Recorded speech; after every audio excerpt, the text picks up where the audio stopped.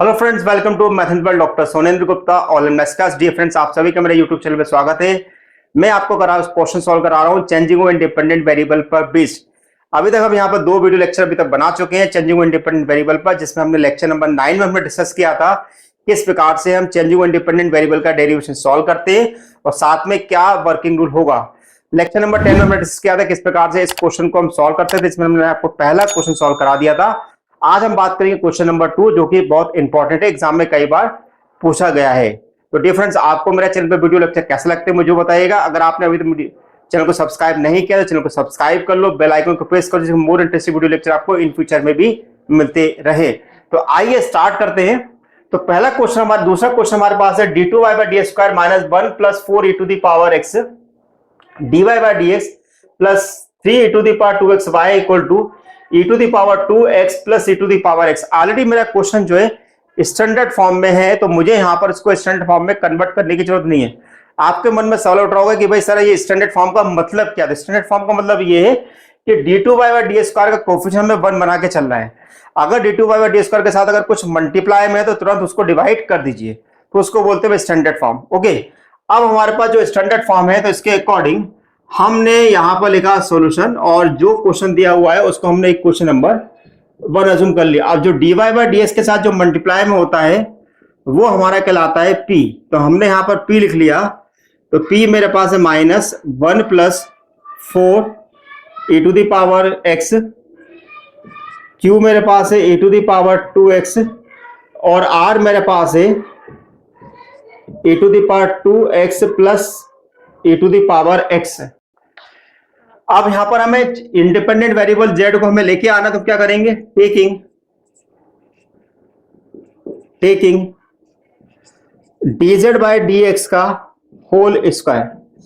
जैसे कि मैंने आपको बताया कि जब भी हम dz/dx का होल स्क्वायर लेंगे तो हमें यहां पर इस बात का ध्यान रखना है कि जो q के साथ जो टर्म लिखी हुई है उसमें परफेक्ट स्क्वायर कौन है। क्या 3 को हम परफेक्ट स्क्वायर कह सकते हैं? बिल्कुल नहीं कह सकते, लेकिन e to the power 2x को हम परफेक्ट स्क्वायर की कैटेगरी में रख सकते हैं। तो हम यहां पर क्या करते हैं, e to the power 2x को हम यहां पर एज्यूम कर लेते हैं। Okay, e to the power x हम यहां पर एज्यूम कर लेते हैं। तो अब मेरे पास क्या मिलेगा, जैसे dz/dx इक्वल टू मुझे मिल जाएगा, this is e to the power x। इसको अगर मैं इंटीग्रेट करता हूं, ठीक है, ऑन बोथ साइड, तो मुझे क्या मिलेगा, this is z equal to e to the power x, यानी कि मेरे पास वो z मिल गया जो कि इंडिपेंडेंट वेरिएबल हमारे पास x की फॉर्म में था। तो z इक्वल टू हो गया e to the power x, और साथ में हमें रिक्वायरमेंट पड़ती है d2z/dx स्क्वायर की, तो मैं इसको दूसरी बार करूंगा तो differential e to the power x ही मिलेगा। The standard form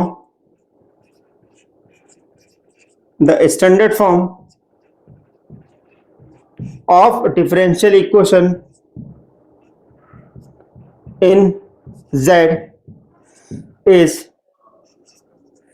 d2y/dz square p1 dy/dz plus q1 y equal to r1। इसको बोलते हैं इक्वेशन नंबर 3, और ये हमारी कहलाती है इक्वेशन नंबर 2। अब यहां पर हमें p1 q1 r1 चाहिए, तो नाउ p1 हमारे पास होता है, this is d2z/dx square plus p dz/dx upon dz/dx का होल स्क्वायर। ओके, अब d2z अपॉन डी स्क्वायर कितना है, तो मेरे पास है e to the power x plus p कितना मेरे पास है -1 plus 4 e to the power x, और dz/dx कितना मेरे पास है, this is e to the power x upon नीचे मेरे पास कितना है, e to the power 2x। तो मेरे पास p1 की वैल्यू मेरे पास आएगी, तो p1 इक्वल टू, इसको मैं सिंप्लीफाई करूं, this is e to the power x minus e to the power x का मैं अंदर मल्टीप्लाई करूंगा, तो e to the power x minus 4 e to the power 2x divided by e to the power 2x, ये अपना cancel हो गया, तो आपको मिल जाएगा दिस इज -4। ओके, Q1 मेरे पास है, this is Q upon dz by dx का होल स्क्वायर। तो q बच्चों हमारे पास क्या है, this is 3 e to the power 2x divided by e to the power 2x, ये दोनों कैंसिल हुए तो मुझे कितना मिलेगा 3, एंड r1 मेरे पास है r upon dz by dx का होल स्क्वायर। तो अब r मेरे पास क्या है, this is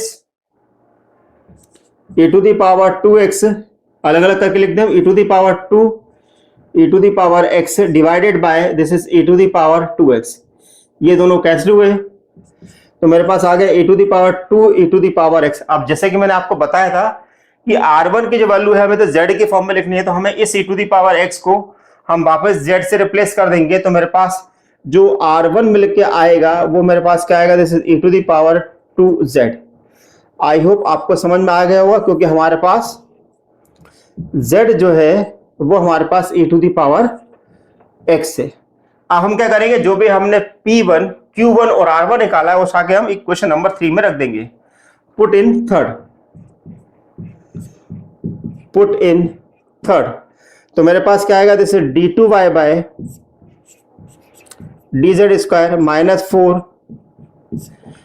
dy by dz plus 3y equal to e to the power 2z। Now say this equation number 4।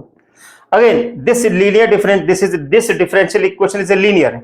ये डिफरेंशियल इक्वेशन क्या है मेरे पास, लीनियर है। This is linear differential equation, this is linear differential equation of higher order. Okay, ये higher order linear differential equation बन गई। अब नेक्स्ट बच्चों में क्या करना है, इसका निकालना है हमें अब CF और PI। क्यों, क्योंकि CF इस पार्ट से निकलेगा और PI हमारे पास इस पार्ट से निकलेगा। तो से D इक्वल टू मेरे पास है D बाय dz, तो आपके पास इक्वेशन आ जाएगी, this is D square minus 4D plus 3y equal to e to the power 2z। तो आपके पास ऑक्सिलरी इक्वेशन की value the auxiliary equation is this is m square minus 4m plus 3 equal to 0। अब इसके हम roots निकालेंगे, तो root कैसे निकालेंगे तो वो हम आपको इसके आगे बताते हैं, पहले आप इतना नोट कर लो फिर हम फर्दर मूव करते हैं।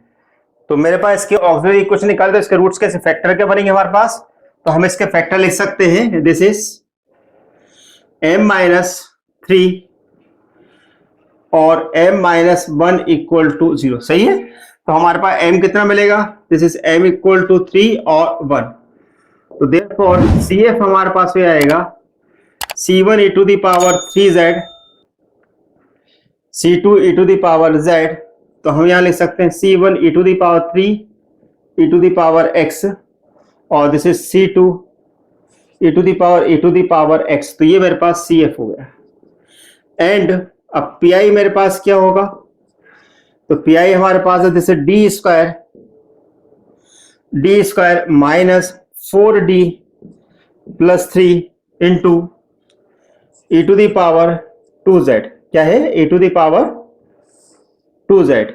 ओके, तो मेरे पास इक्वेशन जो निकल कर आएगी, तो अगर मैं इस 2 को अगर मैं d की जगह रखूंगा तो क्या मेरे पास ये वाली जो होगी, बिल्कुल नहीं होगी। तो 4 into 2 into 3 e to the power 2z। तो नीचे मेरे पास कितना आएगा, this is 4 minus 8 plus 3 e to the power 2z। यहाँ पे साइड में हम क्या लिख देंगे कि हमारे पास f(2) नॉट इक्वल टू 0 हो रहा है। तो मेरे पास कितना है, 4 यानी कि -1 यानी कि e to the power 2z।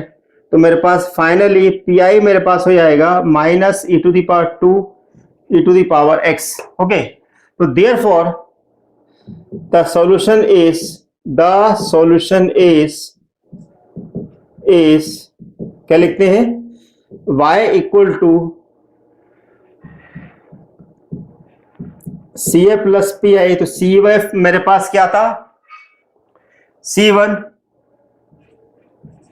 e to the power 3 e to the power x, C2 e to the power x, और PI वाला पोर्शन मेरे पास है minus e to the power 2 e to the power x। तो इस प्रकार से मेरे पास ये सॉल्यूशन निकल कर आएगा। ओके, तो यहां पर मैंने आपको ये सेकंड क्वेश्चन सॉल्व कराया हुआ है, और भी मैं एक क्वेश्चन आपको सॉल्व कराऊंगा।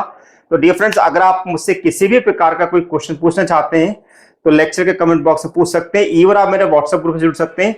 इसका नाम है RGPV mess doubt and information group. इस ग्रुप के अंदर मैं आपको समय समय पर आरजीपी की इंपॉर्टेंट गाइडलाइन इंफॉर्मेशन देता रहता हूं, जिसकी आपको रिक्वायरमेंट रहती है। साथ में अगर आप मेरा M2 का फुल कोर्स परचेस करना चाहते हैं तो कोर्स परचेस कर सकते हैं, जिसकी पूरी डिस्क्रिप्शन वैल्यू मैंने आपको डिस्क्रिप्शन बॉक्स में दे रखी है, जिसकी केवल नॉमिनल कॉस्ट रखी हुई है 599।